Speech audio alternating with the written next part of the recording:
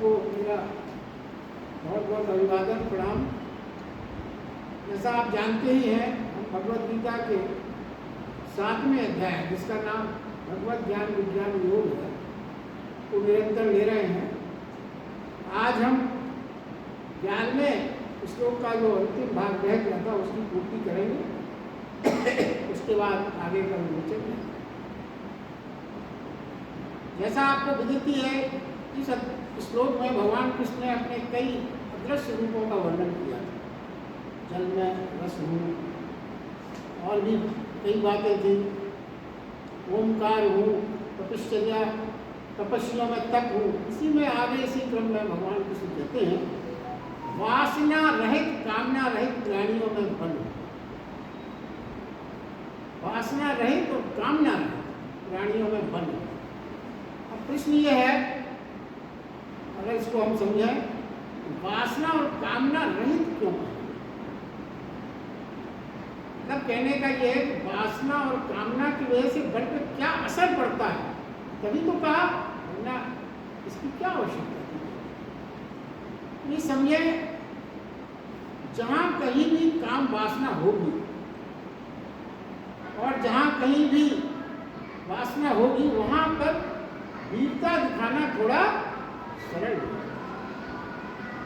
हम सब ने जीवन में ये महसूस किया, जो भी व्यक्ति यदि काम वासना से भरा हुआ है तो उसमें इतनी शक्ति का संचार हो जाता है कि वो जल्दी भी मकान में भी अंदर प्रवेश कर जाए। नदी में उसे भय नहीं लगता, मृत्यु लास्ट पे भी तो नाव समझ के बैठ जाए, सांप के ऊपर भी अपनी रस्सी समझ के चढ़ जाए, जैसा तुलसीदास जी के बारे में हम सब जानते हैं। प्रारंभिक काल में उनकी जो आत्मकथा है उससे सभी अपन मिले थे। तो क्या है, और एक चीज आप और महसूस करो, कभी किसी को कहीं लड़ाई झगड़ा करवाना हो तो कई बार ऐसा दिया जाता है कि थोड़ी सी शराब उसको पिला दो, जरा सा चढ़ा दो, और फिर आपकी इच्छा पूरी कर देगा। लड़ाई झगड़ा ये अनुभव है जीवन को, ये नहीं कहता ऐसा करिए, मगर ये अनुभव है कि ऐसा होता है। तो उसका तात्पर्य इस उदाहरण देने का मात्र इतना है कि वासना और कामना से शक्ति का संचार एक गलत डायरेक्शन में अपने आप हो जाए। होता ये क्यों है? तीव्र वासना में आप मूर्छित हो जाते हैं, बेहोश से हो जाते हैं, पागल से हो जाते हैं। ये सब आपने अनुभव किया होगा। मूर्छित हो जाते हैं, पागल हो जाते हैं, और बेहोशी में पागलपन में बल का कोई अर्थ नहीं, उस बल का कोई मतलब नहीं।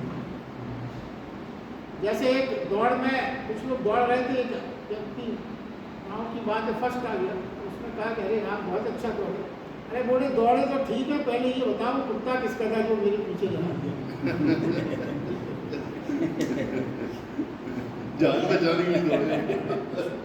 अब वो तो उसका मतलब एक एक्स्ट्रा बल का संचार हो गया, उस बल का कोई महत्व नहीं।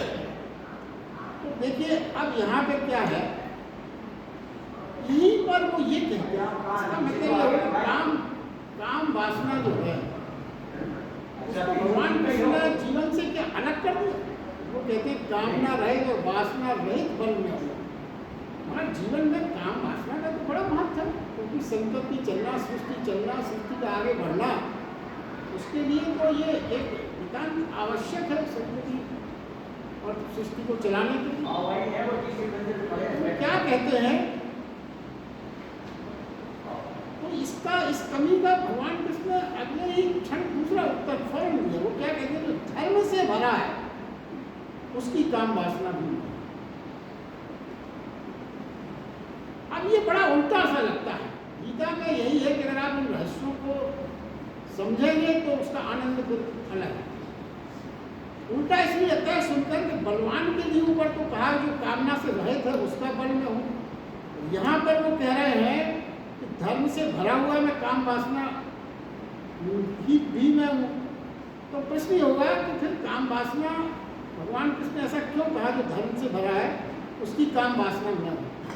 प्रश्न ये पैदा होता है यहाँ पर, क्या धर्म से भरी काम वासना भी हो सकती है? इसका वस्तुतः देखा जाए तो अनुभव अधिकांश क्या बहुत 1% 2% ही लोगों को होता होगा, साधु संतों को, या जो हमारे जो अपन ने माना है जाना है कि अपने महान महान संतों के भी परिवार होते हैं, उनके भी पुत्र होते हैं। मगर सामान्यतः हमको ये आश्चर्य होता है कि धर्म से काम भरी काम वासना कैसे संभव है। धर्म और काम वासना का जो रिलेशन है वो तो अपन जोड़ ही नहीं पाते, बुद्धि वहाँ तक नहीं पहुँचता। मगर भगवान कृष्ण ने यही बात समझाई है, जीवन में जो कुछ भी आपको भगवान के द्वारा प्रदत्त किया गया है वो निरर्थक नहीं है यदि आप उसका सही ढंग से उपयोग करें। दुरुपयोग करके हम उसको दूषित कर देते हैं। वायु भगवान ने शुद्ध दी थी, जल भगवान ने शुद्ध दिया था, उसको प्रदूषित किसने किया? उसको प्रदूषित मनुष्य ने। यही प्रकार है काम वासना भी बहुत बड़ी। अब देखिए क्या है, जब व्यक्ति के जीवन में धर्म उतरता है वैसे ही तो वो जो काम वासना का जो अपने मस्तिष्क में काम वासना फिर वासना नहीं है, धर्म उतरने का, यानी काम सेक्स यौन फिर वो यौन नहीं रह जाता जो हमारे दिमाग में उसकी जो परिभाषाएं या छवि है वो नहीं रहती यदि व्यक्ति पूरी तरह से धर्म नहीं होता। जिस व्यक्ति के जीवन में धर्म का अवतरण हुआ, जिस व्यक्ति के जीवन में धर्म का अवतरण हुआ उसका सभी कुछ धार्मिक हुआ। कैसे? फिर उसकी बुद्धि, उसका हृदय, उसका शरीर भी उस धर्म के भाव में फिर काम वासना कैसे बचेगी? धर्म ऐसा अमृत है, शास्त्रों में है, धर्म ऐसा अमृत है कि अगर जहर की बूंद भी उसमें पड़ जाए तो वह भी अमृत हो जाए। मगर हमें ये मान इसलिए नहीं लगता क्योंकि हम अपने जीवन में मात्र जहर से ही परिचित हैं, अमृत से तो हमारा कोई परिचय नहीं। और हम ये मानते हैं कि किसी भी चीज में यदि जहर मिला दिया है तो वो जहर हो जाती है। हमें उस अमृत की बारे में कुछ नहीं मालूम जिसमें जहर मिलाने पर भी जहर अमृत हो जाए, ये विशेषता है, उस अमृत हो जाए। वासना तो जब धार्मिक व्यक्ति होता है तो उसके भाव में, उसके अंतस में वो अमृत का प्रादुर्भाव हो जाता है। और जब वो अमृत उसके अंदर आ जाएगा तो जितने भी दूषित विचार जो भाव से हमारे अंदर में है, वासना कामना भी वो काम अर्पित ना होके राम अर्पित हो जाएगा। जब आपके अंदर धर्म का अमृत का प्रादुर्भाव हो, जब सर्वदा नहीं, फिर क्या है, जब प्रभु समृद्ध हो जाएगी तो वह ऊर्जा भी ब्रह्म ऊर्जा बन जाएगी। ये अपने शास्त्रों की और उपनिषदों की जो भाषा है ना, जिसने समझ ली, जान ली, उसके जीवन में बड़ा क्रांतिकारी परिवर्तन हुआ। और बहुत सी चीज़ों को देखने का जो हमारा नजरिया है, क्योंकि हमारी सारी तनाव और बौखलाहट इसलिए है कि हम जीवन में कई कृत्यों को हमने अपवित्र मान लिया और हमारे मन में हमेशा एक ग्लानि रहती है कि हम ये गलत करें, वो गलत करें। मगर उन गलतियों में भी सही ढंग उसका किया जा सकता है, क्योंकि कुछ चीज़ें अनिवार्य है जीवन में। उस अनिवार्यता को वो समझाते हैं और उस ग्लानि से, उस तनाव से जो हमारा मस्तिष्क हमेशा उद्विग्न रहता है, उस उद्विग्नता को आप अपने से दूर कर सकते हैं। ये मुख्य बात है। तो देखिए, अब इसको अगर आप दूसरे ढंग से समझें तो वास्तव में क्या परिवर्तन होता है, आप प्रत्यक्ष रूप से उसकी चर्चा भगवान ने की। पहले आप ये समझें कि पहले प्रकृति, नेचर जो है वो हमें आज्ञा देती है। अधिकतर हम प्रकृति ही आज्ञा देती है और हम गुलाम की तरह उसकी आज्ञा करने लगते हैं। ये मनुष्य का, सामान्य मनुष्य का सबका अपना ऐसा ही स्वभाव है। नेचर हमें कुछ आज्ञा देता है, ललचाता है, दिखाता है, आकर्षित करता है और हम उसकी तरफ उसी ढंग से काम में लग जाते हैं। इसका तात्पर्य क्या हुआ कि प्रकृति तो हो गई मालिक और हम हो गए उसके गुलाम। तो कोई किसी को संशय नहीं, क्योंकि थोड़ी सी प्रकृति हमको लालच देगी, थोड़ा सा आकर्षण देगी, थोड़ा सा हमारे मन में कुछ अलग तरह के भाव पैदा करेगी और हम मगर देखिए फर्क क्या है, जब व्यक्ति धर्म से बढ़ता है तो क्या फर्क हो जाएगा, नेचर उसको आज्ञा नहीं देती, वो नेचर को आज्ञा देती है। ये मुख्य अंतर बताया गया है। प्रकृति को, फिर प्रकृति क्या है, उसको आज्ञा देने का साहस ही नहीं कर सकती। क्यों नहीं कर सकती? क्योंकि उसके साथ तो परमात्मा शक्ति जुड़ी है। परमात्मा शक्ति के को देखकर प्रकृति बेबस हो जाती है, उसकी आज्ञा देने का साहस खो जाता है, और फिर क्या होता है, वो व्यक्ति जो है वो मालिक हो जाता है। अब देखिए, मालिक और इससे जो काम वासना थी, इस चर्चा से इसका क्या संबंध है? ये जो प्रकृति और नेचर की बात जो की गई, क्यों की है, उसका जो अपन बात ले रहे थे उससे क्या रिलेशन है? तो रिलेशन बहुत बड़ा रिलेशन है, उसकी अपन व्याख्या करते हैं। बच्चे जो पैदा होते हैं, बच्चे की आत्मा आपकी चारों ओर मड़रा रही होती है कि आप उसको जन्म दें। ये अपन एक अध्याय में और समझ चुके हैं। जन्म दें, और प्रकृति आपको आज्ञा देती है, आत्मा प्रेरित करती है और बच्चे का जन्म करवाती है। ये एक सामान्य बात है जो संसार में घटित होती है, उसकी अपन कल्पना कर सकते हैं, होता यही है। लेकिन काम वासना, क्योंकि दोनों का फर्क बता रहे। जब प्रकृति ने इसमें पहले जो अभी चर्चा की, उसमें नेचर ने आपको आदेश दिया और आपने गुलाम की तरह उसका आदेश मान लिया, जो पहले कहा गया। अब क्या परिवर्तन हुआ? जब व्यक्ति धार्मिक हो गया और प्रकृति को आज्ञा देने लगा, तब क्या फर्क हो जाएगा? उस पर विचार करें। उसमें क्या फर्क हो जाएगा कि काम वासना जिस दिन धर्म में रूपांतरित होगी, उस दिन प्राणी सचेत होकर आत्मा से बात कर पाता है, जो आत्मा उसके चारों ओर मंगला रही है, जन्म लेना, जो जन्म लेना चाहती है। यदि आपको उसे जन्म देना उचित लगता है, तब आप शरीर को आज्ञा देते हैं कि काम में, और यदि वो आत्मा उनको परफेक्ट नहीं लगती, वो मना कर देते हैं। ये धार्मिक व्यक्ति का जो बताया गया है शास्त्रों में, ये कि इसीलिए अपना देश और सनातन धर्म में कई ऐसी घटनाएं हैं कि भगवान का जिस कोख से अवतार हुआ, उसने युगों युगों तक साधना की, फिर उस साधना के बाद उस आत्मा को आज्ञा दे सकेगी तो हमारे यहाँ जो अवतार की जितनी भी घटना है उसमें उदाहरण है अपने। ऋषि मुनियों की संतानें आप सब जानते हैं, सृष्टि को आगे और सृष्टि को मार्गदर्शन देने के लिए ही उन्होंने अपना संतति को आगे बढ़ाया। तो ये क्रम है। तो ये धर्म से यदि व्यक्ति भरा है तो उसकी काम वासना न हो। तो देखिए, पहले कृत्य में प्राणी बेहोश होता है काम वासना से, और दूसरे में पूर्णतः होश में रहता है। काम वासना में अपन को सिर्फ बेहोशी की कल्पना है, होश की कल्पना नहीं है।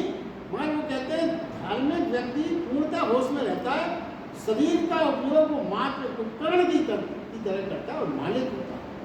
शरीर उसका उपयोग नहीं करता, वो शरीर को उपकरण की भांति। इसलिए भगवान कृष्ण ने कहा है कि मैं काम वासना भी मैं हूं, मगर उसकी किसकी, जो धर्म से भरा हुआ।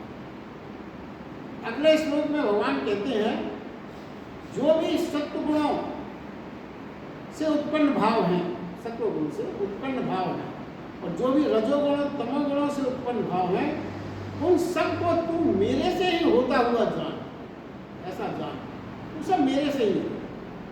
परंतु वास्तव में वे उनमें वे मेरे में नहीं है। कितना कॉन्ट्राडिक्टरी लगता है। वो ये कह रहे हैं कि प्रकृति सब मुझसे ही है, मुझसे ही जान, मगर मैं उसमें नहीं हूँ, न वो मेरे में। ये जो गीता के बड़े रहस्य हैं, इसको अगर अपन समझ लें, बहुत आनंद है। और ये आप सच माने, कभी कभी मैं सोचता हूँ, ये क्रम अपना जो 6 महीने से 5-6 महीने जो हुई है, रात रोजी चल रहा है, भगवान की इसलिए बहुत कुछ कृपा है। ना तो इसमें मेरा कोई श्रेय है, ना किसी का। वो बहुत कृपालु है, जो अपन ये सब कह पा रहे हैं, सुन पा रहे हैं, सब वातावरण बन रहा है, उसकी कृपा को ही धन्यवाद है। तो क्या है इसका मतलब? भगवान कृष्ण ये क्या कहना, देखिए ये बड़ी विरोधाभासी सी लगती है। प्रकृति परमात्मा में है, नेचर परमात्मा में है, मगर परमात्मा प्रकृति में नहीं। यानी सतोगुण रजोगुण तमोगुण से बनी प्रकृति मुझ में है, लेकिन मैं उसमें नहीं। अब ये क्या है, देखिए प्रकृति हमें दिखाई देती है, नेचर अपन देख लेते हैं, यानी इंद्रियों द्वारा पकड़ में है, वो भी बहुत विस्तृत है, असीम जैसी प्रतीत होती है, मगर परमात्मा तो बहुत असीम है, सीमा रहित है। ऐसी कई प्रकृतियाँ जो असीम होते हुए भी हमें महसूस होती है, उसमें समा जाती है। अब इसको समझने के लिए जो सरलतम तरीका है वो आपको सामने रखते हैं, आपको ये बात बिल्कुल क्लियर हो जाए। कैसे? आप अपने दिमाग में 2 सर्कल की कल्पना कीजिए, एक बड़ा सर्कल जिसका रेडियस काफ़ी है और एक छोटे सर्कल, 2 सर्कल की कल्पना। बड़े सर्कल को मान लीजिए परमात्मा,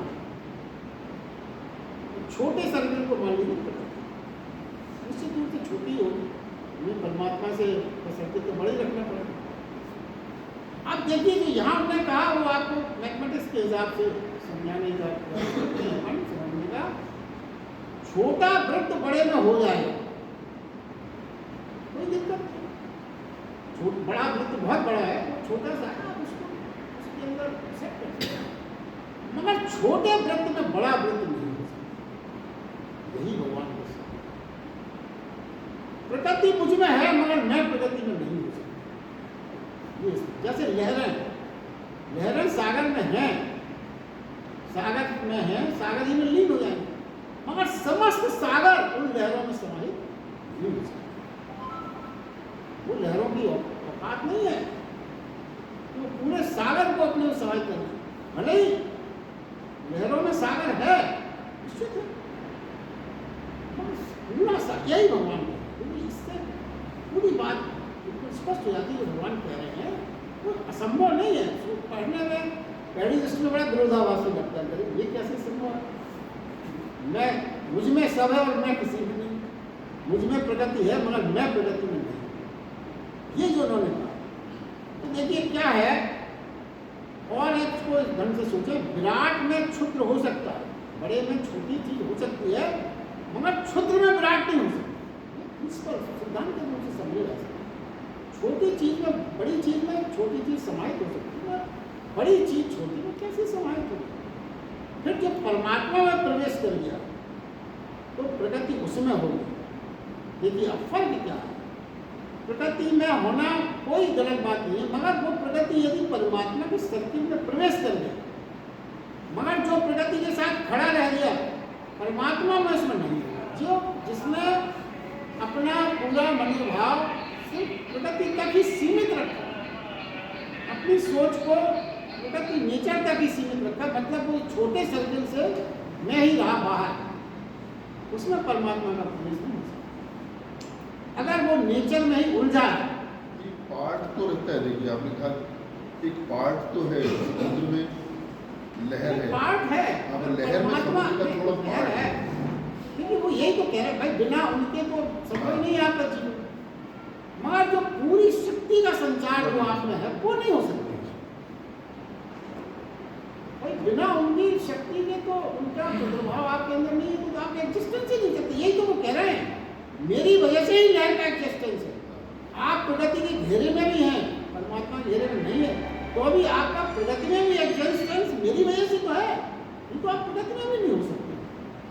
लहर में सागर ना हो तो लहर का क्या माने, लहर ही नहीं है, वो तो खत्म, बात ही नहीं हो सकती। यही वो समझा रहे। देखिए अब देखिए जो इसमें बात जो है ये समझाने की ओर है कि जो मुख्य अंतर जो ये अंतर जो हो जाता है कि एक व्यक्ति अब ज़्यादातर अधिकांश प्रगति भर होते परमात्मा में नहीं होते। अगर वो प्रगति का सर्किल जिनका परमात्मा में हो गया उसमें, और जो इधर है जो उसमें नहीं गया, उनमें फर्क क्या? ये फर्क देखिए आपको समझाने का प्रयास करते हैं। जैसे कृष्ण, महावीर, बुद्ध, वो भी तो मनुष्य के आकार में थे, सब जानते हैं। उनको भी उसी प्रकार भूख लगती थी, उनको भी उसी प्रकार प्यास लगती थी, उनको भी मृत्यु, वो भी मृत्यु को प्राप्त हुए, उन्होंने मानव देह दिया, निश्चित रूप से प्राप्त। हमको भी भूख लगती है, हम भी मृत्यु को प्राप्त होते हैं, मगर जो इस वजह से जो अंतर बताया गया कि अपन खाली प्रगति तक रह गए, परमात्मा मिल गए, तो फिर अंतर कहाँ गया, कैसा अंतर हो गया, इसको समझते हैं। देखिए जब हमें भूख लगती है तो हम समझते हैं कि मुझे भूख प्यास लगी है। जब हमें जो खाली नेचर तक ही अपने को सीमित रखता है, भूख प्यास लगेगी, कुछ भी होगा तो हम समझेंगे कि मुझे भूख प्यास लगेगी। और जब महावीर बुद्ध और कृष्ण को भूख प्यास लगेगी तो उनको क्या लगता है, ये मात्र शरीर की जरूरत है, और वो साक्षी भाव से अलग होकर दृष्टा के रूप में देखेंगे और उसमें कोई रस उनको प्राप्त नहीं होगा, वो जुड़ेंगे ही नहीं उससे। क्यों? उन्हें आभास है। क्या आभास है उन्हें? कि वह और शरीर अलग अलग है। हमें सिर्फ ये आभास है कि जो कुछ भी हमारा शरीर ही है, बस शरीर से अलग होने का हमको आभास नहीं है। और जो ये जिनके नाम लिए गए महावीर वगैरह, ये भी उसी तरह का जीवन जी रहे हैं, मगर फर्क क्या हो गया तो उनको ये आभास हो गया कि उनका वह अलग है, उसका के रूप में शरीर अलग है, और हमें ये भास नहीं होता। तो हम क्या है, हम मात्र शरीर को ही मान पाते हैं, हम शरीर से आगे बढ़ ही नहीं। तो देखिए, प्रगति के अतिरिक्त परमात्मा है, प्रगति के अतिरिक्त परमात्मा नहीं जाना। यदि हमने परमात्मा को नहीं जाना, सिर्फ नेचर को ही जाना, जो अधिकांश सभी में है, तो क्या होगा? और एक तो फर्क होगा, एक फर्क तो ये बताएं। दूसरा फर्क क्या होगा, फिर अपन क्या सोचेंगे जब अपन नेचर में हैं, तो फिर क्या सोचेंगे, मृत्यु के समय सब छूट रहा है। क्या क्या छूट रहा है मृत्यु के समय? अपन को ध्यान जाएगा, मेरा निर्मित सब जो मैंने बनाया था, जीवन भर बनाया, मैंने कमाया वो सब, मैंने जो संबंध बनाए लोगों से वो सब छूट रहे हैं। इतनी मेहनत की, पूरा जीवन ये सब छूटा जा रहा है। फिर क्या होगा? हमारी मनस्थिति क्या होगी? हम दुखी होंगे, तड़पेंगे, रोएंगे, चीखेंगे, तनावग्रस्त होंगे, उद्विग्न होंगे। यही तो देखा है अपन ने मृत्यु के समय। और जिसने परमात्मा को जाना, प्रगति में रहते हुए परमात्मा में ही स्वयं को समाहित किया, वो जब मृत्यु को प्राप्त होगा तो क्या फर्क होगा? वो ये सोचेगा, आज मेरी महामिलन से प्रतीक्षा की अवधि।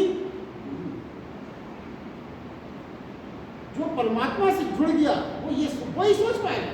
आप जुड़े ही नहीं तो कैसे सोचेंगे? आपको तो वही दिखेगा जो आपने बनाया, क्योंकि आपके लिए परमात्मा ने कुछ किया ये भाव ही नहीं है, मैंने किया। मैं का भाव ही तो मनुष्य की सबसे बड़ी दुर्गति का कारण है। और यदि आप परमात्मा से जुड़ गए तो फिर क्या होगा?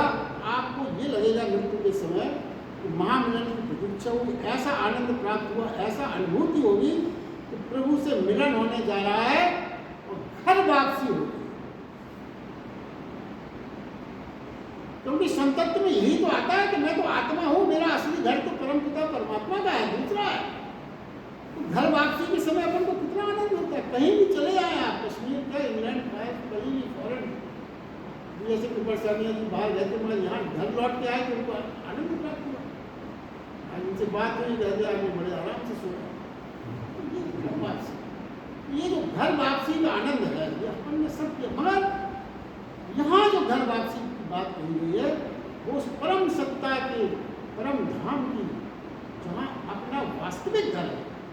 तो मृत्यु के समय यदि हमको अपने घर वापसी ऐसा आनंद प्राप्त होता है, तभी जब हम परमात्मा से जुड़ जाते हैं। भगवान कृष्ण इसी श्लोक में आगे कहते हैं, जो प्रगति में, नेचर में ही जो मुझे खोजता रहेगा, संसारिक चीजों में वो मुझे न पा सके। कैसे पा सके? हाँ, मुझे पाले। देखिए, फिर वो प्रगति, ये नहीं कहते कि जो प्रगति में खोजता रहेगा तो मुझे नहीं पा पाएगा। इसका मतलब क्या हुआ? वो नेचर को कमजोर चीज बता रहे। ना, वो ये नहीं कह रहे हैं। वो ये कह रहे हैं कि जो मुझे पाले पहले, तो प्रगति तो उसको पाई ही नहीं है, तो मिल गई। अपन जो सिर्फ सारे साधन और सारे वैभव की खोज में अपना जीवन व्यतीत कर देते हैं, परमात्मा ये कह रहे हैं तू मुझसे जुड़ जा, तो सारे वैभव और सारे साधन को तुझके सहज भाव में प्राप्त हो जाए। उसके लिए तू मेहनत करता है, क्योंकि अगर वो मेहनत तू मेरे बिना करता रहेगा तो कुछ नहीं होगा। ये उनका भाव है। संसार की हर चीज खोजने निकलते हैं, मगर हमारा मनुष्य का जो बात है मुख्य वो यही है, जिस पे सारा चर्चा चलती रहती है। हर चीज को मनुष्य खोजने निकलता है। हर चीज को सिर्फ और सिर्फ परमात्मा को खोजने घर परिवार धन दौलत प्रेम दुनिया की बाहरी संसारिक चीजों को खोजते खोजते खोजते खोजते हम जन्म भी जाता है मगर परमात्मा को खोजने तो इस खोज में लगा रहता है। वो कहते हैं मिलता कुछ नहीं तुझको उस खोज में लगी रहने से, जो मिलता भी है नष्ट हो जाता है, खो जाता है। नष्ट नहीं हुआ, खो नहीं गया तो छिन तो जरूर जाता है। चिन्ना तो क्या है, या तो आपके जीवन काल में ही नष्ट हो जाएगा, खो जाएगा, और अगर न हो पाए तो ये तो तय है कि छिन्ना तो तय है, छिनने में तो कोई बात ही नहीं। आप देखिए, आप जीवन के कुछ महत्वपूर्ण सूत्रों में अपनी चर्चा, एक एक सूत्र इसका जो हम कहने जा रहे हैं बहुत बहुत महत्वपूर्ण है। क्योंकि पहला सूत्र आप जीवन का ये समझें, प्राणी कितना भी धन खोज ले, कितना भी धनी नहीं हो पाए, मगर प्राणी परमात्मा को खोज ले तो दरिद्रता भी धन हो जाए। यश कोई कितना भी खोज ले यशस्वी न हो सकेगा, और कोई परमात्मा को खोज ले तो स्वतः यशस्वी हो जाता है। कोई कितना भी संसार में प्रेम खोज ले मिलता नहीं है, सबका यही अनुभव है। कितना भी संसार में प्रेम खोज ले मिलता नहीं है, और कोई प्रार्थना में खोज ले तो जीवन प्रेम की सुगंध से होता है। ये जीवन के अनुभव है। देखिए, इसी में यदि आप ये सोचें थोड़ी देर के लिए, अधिकतर जो हमारे देखने में और समझ में ये आता है कि जो संतत्व का जीवन जी रहे हैं, आध्यात्मिक जीवन जी रहे हैं, हम अधिकांश ये भूल कर जाते हैं। हमको ये लगता है कि बेचारा कितना दिनहीन तरह से रह रहा है, और जो कारों में घूम रहे हैं, बंगलों में रह रहे हैं, हम सोचते हैं कि ये कितनी अच्छी तरह से रह रहा है। ये बेचारे उपासना में लगे हैं, आध्यात्मिक चर्चा में लगे हैं, पूजा में लगे हैं, साधना में लगे हैं। इनकी स्थिति कितनी नाजुक है, कितनी दरिद्रता सी लगती है, झोपड़ी सी है, साधन नहीं है, कुछ नहीं है। ये क्या है इसका रहस्य? ये समझ लें अगर आप, तो जीवन के बहुत से प्रश्नों के उत्तर मिलते हैं। सुमित्रानंद जी, जो आपने सुना होगा नाम, सत्यमित्रानंद जी, भारत मंदिर हरिद्वार के निर्माता और अवधेशानंद गिरी के गुरु, उन्होंने एक इसी संदर्भ में बोल रहे जैसे अध्याय, उन्होंने बहुत अच्छी बात,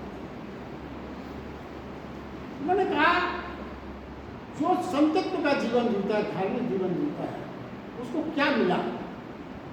उसको मिला आत्म आनंद, आत्म सुख, आत्म संतोष, जिसकी हम जिस आनंद की परिकल्पना भी हम नहीं कर सकते, वो वही जानते हैं। मगर वो ये कहते हैं कि जिसने साधना उपासना की, मगर उसने संसारिक सुख पाने का माध्यम बना के अगर वो साधना कर रहा है तो वो भूल कर, और वो अपनी साधना तपस्या को व्यर्थ कर। देखिए, बड़े बड़े रावण ने भी बहुत तप किए थे, बहुत तप किया, मगर उसने सोने की लंका मांगी। वो ये कहते हैं यदि किसी संत भी गलत रास्ते पर है, वो संत यदि वो अपनी तपश्चर्या करके संसारिक साधन को मांगा, क्या होगा? उसकी तपश्चर्या नष्ट होगी। संसारिक जो चीजें मांग रहा है वो तो नष्ट नहीं होना, ये तरीका गलत है। वही संत सच्चा है जो मात्र आत्म आनंद, आत्म सुख, आत्म संतुष्टि परमेश्वर से चाहता है, और वो जो आनंद है वो संसारिक आनंद से कई मतलब उसकी कोई कंपेरिजन ही नहीं, क्योंकि वो अविनाशी है, वो आपके अंदर से उपचार है। संसारिक साधन और सुख उसके बराबर नहीं कर सकते। फिर उनसे अब ये प्रश्न किया गया, वो खुद ही कह रहे थे, उससे पूछा गया कि फिर ये जो सब मिलता है, जो चमचमाती कार में घूमते हैं, बड़े बड़े बंगले में रहते हैं, तो तो क्या सब गलत है? उसको फिर कैसे पाया जाए? कहते नहीं, उसको पाना भी कोई गलत नहीं है, मगर उसके लिए ये साधन गलत है। उसके लिए आपको श्रम करना पड़ेगा, पुरुषार्थ करना पड़ेगा। दोनों चीजें अलग अलग हैं। आप श्रम और पुरुषार्थ करके उपासना, आत्मानंद और आत्म सुख के क्षेत्र को नहीं पा सकते, और संतत्व की धार्मिक साधना को करके आप वो पाने का प्रयास करोगे तो भी आप भ्रष्ट हो जाओगे। और जैसा आज चलन हो गया कि जिनके पास साधन है, संसारिक वैभव है, वो क्या सोचने लगे हैं कि पैसा खर्च करके हम ये आत्मानंद, आत्मसंतुष्टि और धार्मिक प्राप्ति भी कर सकते हैं। वो सिद्धांत है। जैसे आजकल हो गया, जैसी डिमांड वैसी सप्लाई का जमाना है। आप डिमांड करोगे, बड़े लोग खड़े हो जाएंगे, नहीं सर हम सब कर देंगे, आप तो आराम से सोइए अपने घर में, हम फला मंदिर का जाप फला मंदिर में कर देंगे, आपको उनको धार्मिक हो जाएंगे। आप बिना कुछ किए धार्मिक हो जाएंगे, कहने वाले हैं। उसके लिए उन्होंने देखिए, इसीलिए वो कहते हैं आप पाइए, मगर उसके लिए आप ये मत करिए, आप श्रम करिए, पुरुषार्थ करिए, पाइए। आप जो बड़े बड़े आज अरबपति, करोड़पति या बहुत बड़े बड़े जो धनाढ्य हैं, उनकी उपेक्षा नहीं है, वो आदरणीय है, मगर उन्होंने श्रम किया, उन्होंने पुरुषार्थ किया, तब पाया। उसके लिए कोई मना नहीं। दोनों को मिक्सअप न करें, ये मतलब है। देखिए, सात्विक गुणों से आचरण, अगला बिंदु है इसमें। सात्विक गुण के जो आपके आचरण हैं, वो यदि परिपूर्ण भी हों, पूरे भी हों, मगर यदि वो परमात्मा को समर्पित नहीं है, तो वो व्यक्ति भी धार्मिक नहीं हो सकता। सात्विक गुणों से आप सब आचरण कर रहे हैं, मगर यदि वो गुण भी परमात्मा को समर्पित नहीं है, तो फिर वो भी धार्मिक नहीं हो सकता वो व्यक्ति, क्योंकि सात्विक आचरण से भी सूक्ष्म अहंकार पोषित होता है। सात्विक आचरण से भी सूक्ष्म अहंकार पोषित होता है, जो धार्मिकता से उसको पूरी तरह से दूर करता है। देखिए, सेवा मात्र से कोई व्यक्ति धर्म से नहीं बढ़ता। ये कि बहुत बड़ी अपने भारतीय संस्कृति और पुराणों की जो बहुत बड़ी बात है वो समझने की है, बहुत गहरा सूत्र है ये। क्या सेवा मात्र से व्यक्ति धर्म से नहीं बढ़ता? कि आप कोई सेवा का काम कर रहे हैं, अस्पताल में कर रहे हैं, तो आप भी सोचो कि आप धार्मिक हो जाओगे ना। मगर वो कहते हैं धर्म से भरोगे तो सेवा स्वतः करने लगोगे। रजोगुण, तमोगुण जो बुरा करता है, आलस करता है, पाप करता है, यदि परमात्मा में प्रवेश कर पाता है तो सारे विकार अहंकार सहित जल जाते हैं और प्राणी सात्विक होता है। जितने भी विकार भी बताए गए हैं, यदि व्यक्ति परमात्मा से जुड़ा तो वो विकार अपने आप उनके प्रति नष्ट हो जाते हैं। नीति क्या कहती है? संसारिक नीति क्या कहती है? कर्म ठीक करो, आचरण को बदलो। सब जगह यही, क्योंकि सारा समाज नीति से चलता है। कर्म ठीक करो, आचरण को। तो धर्म क्या कहता है? फर्क दोनों में क्या है? प्रभु में प्रवेश करो, तेरे कर्म, तेरे आचरण, तेरे विचार स्वतः बदल जाएंगे।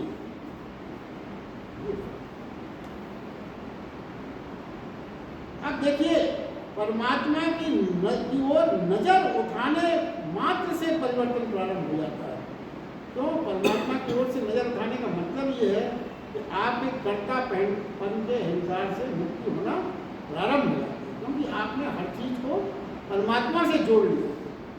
इस कारण आपके अंदर ये भाव पैदा हो गया, हर चीज जो भी हमें प्राप्त हो रही है, जो कुछ भी हम कर पा रहे हैं, वो उसकी मर्जी है। संसार में और गीता में जो चीज समझाने की बात है, उसमें सिर्फ बहुत सरल शब्दों में है, सिर्फ तेरी मर्जी और मेरी मर्जी का खेल। हम ज्यादातर मेरी मर्जी पे अड़े रहते हैं, तेरी मर्जी पे यदि सब छोड़ दिया तो सारी समस्या। क्योंकि जब तेरी मर्जी अपन सच्चे भाव से कह सके तो काहे का करता, तेरी मर्जी।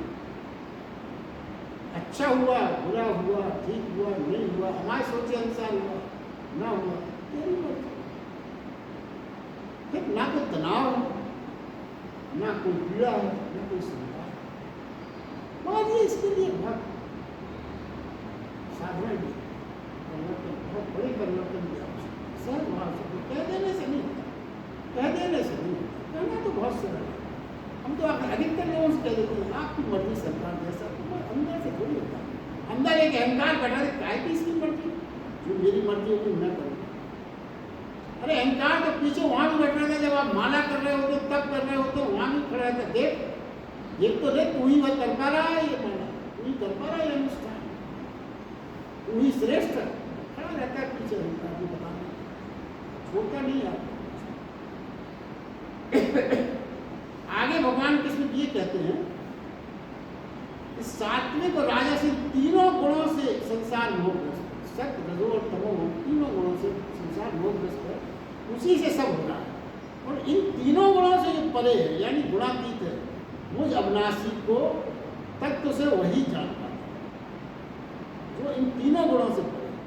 मेरी इन तीनों गुणों वाली योग माया देवी शक्ति से जो पार पाना कठिन है, मेरी ये जो तीनों गुणों वाली योग माया है रूपी देवी शक्तियों से पार पाना कठिन है, वो कहते हैं, मगर मेरे को भसते हुए शरणागत जो हो जाते हैं मुझको, उसको वो सरलता से पार कर लेते हैं और मेरे तक इससे किस तरीके से मेरे भजन करते हुए शरणागत भव सागर से पार होने की और ये रजोगुण सतोगुण से पार होने की विधि को खुद कहते हैं बहुत कठिन है, मगर जो मुझे भजता है या मेरे शरणागत हो जाता है उसके लिए बड़ा सरल है। भगवान कृष्ण ने किसी भी चीज में कठिनाई अगर बताई है तो उसका उपाय भी बताया, कठिनाई बता के छोड़ नहीं दिया आपको भगवान जा ये तो बहुत कठिन है, भंवर बताई है मगर भंवर से निकलने के तरीके भी बताए। जरा आप ये सोचे हम हमेशा दौड़ रहे हैं, कैसे दौड़ रहे हैं, हमारी दौड़ कैसे चल रही है, भले कुत्तों के लिए भी दौड़ रहे हैं, बुरे कुत्तों के लिए दौड़ रहे हैं या दोनों के लिए दौड़ रहे हैं, दौड़ तो तीनों में, भले कुत्ते भी कर रहे हैं तो दौड़ रहे हैं, बुरे कर रहे हैं तो दौड़ ही रहे हैं, भले बुरे दोनों कर रहे हैं तीनों। हर दौड़ने की प्रवृत्ति जो तीनों प्रगति के मोहग्रस्त होने के कारण ही होती है, तीनों जो गुण है उन्हीं की वजह से होती है, सतोगुण रजोगुण तमोगुण के कारण ही तो आप दौड़ रहे हैं, तीनों के कारण आप दौड़ रहे हैं। जो इससे मोहग्रस्त होगा वो पार नहीं पा सकता, इन तीनों गुणों में जो पार है उसे ही उपलब्ध न हो पाता, ये तो इसका सूत्र ये है। देखिए अब यहाँ पर जो एक बात ये समझ आती है कि सत्य से भी पार होने को कहा, सत्तो गुण से भी पार होने को कहा, ये बड़ा आश्चर्य सा लगता है, संदिग्ध सी लगती है बात, ठीक लगता है कि सत्य तक भी बाधा है, ये कैसे हम मान रहे हैं, जो तमोगुण के लिए चलिए मान लें, सत्वगुण कैसे बाधा मान लें, परमात्मा को उपलब्ध करने में तो सत्वगुण को सहायक होना चाहिए, क्यों, ये बड़ा स्वाभाविक सा प्रश्न है। क्या है सत्वगुण कौन कौन से हैं जो अपन रोज देखते हैं, जानते हैं, समझते हैं, क्या दया, करुणा, परमार्थ, सेवा, इतने महान लगने वाले कार्य हैं, और मोहग्रस्त तो रज और तम के कारण समय आते, मगर इसको सत्वगुण को इन कामों को भी इसमें रखा गया, इनसे भी पार होना है। तो देखिए अगर आप मनोविज्ञान मनुष्य का समझें, सेवा करने, देखिए बहुत महत्वपूर्ण बात है कि आज के लिए लागू है, आज की सोच है, सेवा करने को इच्छुक व्यक्ति को सेवा करवाने वाली यदि न मिले तो वो प्रसन्न होने के लिए दुखी हो जाए, ये मनोस्थिति है। जो ये आज तमाम समाज तथा कथित समाज से भी आप चारों तरफ देख रहे हैं ना, कंबल बांटते हुए, उनको कंबल लेने वाले न मिले तो दुखी हो जाएंगे। उन्हें चाहिए कि वो समाज में वो स्थिति बनी रहे।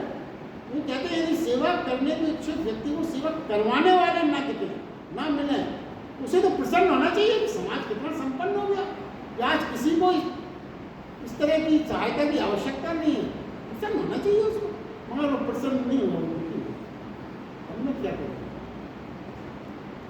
देखिए असहाय दुखी न रहे, असहाय और दुखी यदि सृष्टि में न रहे तो इस तरह के काम सेवा करने वालों को ऐसा महसूस होगा जैसे उसकी दुकान पर ग्राहक आना बंद हो। ये आज की स्थिति है, जैसे दुकान पर ग्राहक आना आ रहा है वैसा उसे कष्ट हो रहा है। तो क्या है, सत्यकृत भी बिना परमात्मा को समर्पित किए हुए एक मोह है। क्यों मोह है? मैंने किया, मैंने किया, मैंने दिया, ये भाव अहंकार का पोषण करेंगे तो सारे सेवा कार्य आपके दूषित होंगे। ये कहना चाहिए। फिर चित्त की ऐसी अवस्था चाहिए जो न भला खींचे, न बुरा खींचे, न लोभ, न मोह, न सेवा, न सद्भाव, मंगल कामना, यानी चित्त ठहर जाए, दौड़े ना बिल्कुल। फिर नए आयाम होंगे, ऊर्ध्वगामी यात्रा आपकी प्रारंभ हो जाएगी। यदि यानी प्रगति से ऊपर उठना प्रारंभ हो जाएगा, यहीं से परमात्मा का अनुभव प्राप्त होगा। तीनों से जो प्रगति के बाहर करने की बात कही वो ये इसलिए उसका ये कार्य। अब देखिए अगली बात ये कही उन्होंने, यदि आप नेचर पर विजय करना चाहते तो परमात्मा पर निष्ठा क्यों आवश्यक, ये समझने की बात है। नेचर पे हम विजय पाना चाहें तो परमात्मा की पर निष्ठा क्यों आवश्यकता है, ये अनिवार्य शर्त क्यों लगाई होगा। तो तू मुझसे जुड़ फिर तू किसी परमात्मा पर निष्ठा एक अर्थ में है क्या, परमात्मा में समर्पित होने का अर्थ क्या है, ये समझना चाहिए। कि बार बार आता है समर्पित हो जाओ, जो मेरे में निष्ठा करो, इसका मतलब क्या, वो चाहते क्या होगा। ये कि हम स्वयं के भीतर परमात्मा का सहयोग और उसकी शक्ति को स्थापित करने का भाव यदि हमने पा लिया, अपने अंदर यदि परमात्मा का सहयोग और शक्ति का भाव पा लिया, तभी हम प्रगति पर विजय प्राप्त कर पाएंगे। और तब हमारी विजय निश्चित है नेचर पर, क्योंकि अकेले हम प्रगति से नहीं जीत सकते, अकेले हम नहीं जीत सकते। अकेले लड़ेंगे अगर हम तो हारेंगे।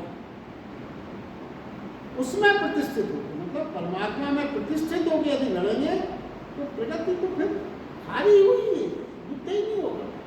तो देखेंगे स्वीकार सीधे सीधे सात्विकता आप ना अपनाएं, फिर पहले धार्मिक बने, सीधे सीधे सात्विकता को ही बंधन माना।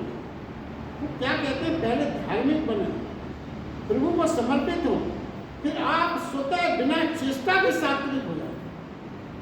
ये मूल मंत्र है। क्योंकि धार्मिक होने में आपका ओवरऑल क्लीनिंग होगा और सात्विक होने में आप एक एक पार्ट को क्लीन कर रहे हैं। पूर्ण सर्विसिंग, पूर्ण ओवरऑल जब हो जाएगी सब चीजें अपने आप ठीक होंगी। तो धार्मिकता और परमात्मा से जुड़ने का मतलब है टोटल ओवरऑल। तो परमात्मा को भजते हुए और शरणागत में क्या वो बताना चाहते हैं, संसार में भवसागर से पार होना कठिन है, असंभव है, मगर उन्होंने ये भी कहा कि तत्काल यदि सहारा मेरा ले ले तो वो कठिन कार्य भी सरल हो जाता है। अब प्रश्न ये होगा, सहारा तो सब लेना चाहते हैं, सहारा मिले कैसे? कौन नहीं चाहता कि परमात्मा का सहारा मिले, सहारा मिले कैसे? उन्होंने तो कह दिया मेरा सहारा ले लो, ठीक है दे दो, कहने देने से मिल जाएगा। तो क्या है, क्या करना होगा? सहारा सभी चाहते हैं। देखिए मुझे निरंतर भजते हुए शरणागति, यहाँ निरंतर भजते हुए का भी अर्थ भगवान ने बार बार कहा है। इसका मतलब ये नहीं है कि दिन रात कृष्ण कृष्ण कहने से भजन की प्रक्रिया पूरी नहीं होती। दिन रात आप सोच रहे हो कृष्ण कृष्ण कह दिया, ना भजन भाव की स्थिति, अंतर स्मरण, यानी जहाँ जो दिखे उसमें कृष्ण का स्मरण।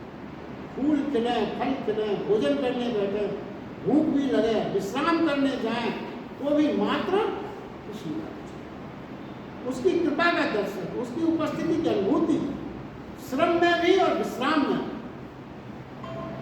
हर कर्म में उसकी विचार, उसके लिए ही बस। यदि भजन की ये मानसिक अवस्था मिली, यदि भजन की मानसिक अवस्था मिली तो क्या होगा? बुरे कृत्य और अहंकार मोह सभी से स्वतः मुक्त हो जाए। अगर भजन की ऐसी स्थिति मनुष्य को पैदा हो जाए तो सारे बुरे कृत्य और अपने आप मोह सभी से मुक्ति हो जाएगी। और फिर जहाँ ये मुक्ति हुई, फिर भवसागर से पार होना स्वतः सरल। मुझसे मिलने से ही भजन के भाव में, मात्र शब्द में, भजन के भाव व मात्र शब्द में बड़ा अंतर है। क्या है, शब्द कभी कभी धोखा भी दे देते हैं। जैसे बार बार ये कहना है कि मैं प्रेम करता हूँ, ये कोई आपसे कहे, बार बार कहे मैं प्रेम करता हूँ, तो ये हो सकता है ये धोखा भी हो, क्योंकि बार बार कह के वो आपको धोखे में डालना चाहते हैं। मगर जब प्रेम में शब्द शून्य हो जाते हैं, आप आपने इस प्रेम की कल्पना की तो शब्द शून्य हो जाते, मौन हो जाता, कहने की जरूरत ही ना पड़े, आपके प्राणों से रोए रोए से वो प्रेम प्रकट हो, कहने की शब्द की जरूरत ही ना पड़े। देखिए, और इसका उदाहरण आप सोचते, माँ अपने छोटे शिशु से कभी नहीं कहती कि मैं तुझे प्रेम करती हूँ। कह भी कैसे सकती है? वो छोटा शिशु तो भाषा जानते ही नहीं, उससे वो कहे भी माँ कि मैं तुझे प्रेम करती हूँ तो उसको समझ में थोड़ी आएगा। मतलब जो सही मायने में रोए रोए से प्राण प्राण से जो प्रेम है उसमें ये भाषा की आवश्यकता होती ही नहीं। वो बच्चा भी जानता है कि मुझे प्रेम करती है और माँ को प्रेम करती है। ये प्रेम की जो दशा है, भाव है, उसी की भगवान कृष्ण चर्चा बार बार चारों ओर से प्राण प्राण से रोए रोए से जो प्रेम कहता है, ऐसा प्रेम यदि तू मुझसे करेगा तो फिर भाव सागर से पार होना समझ। आज के लिए बस इतना ही। आप सबका बहुत बहुत धन्यवाद।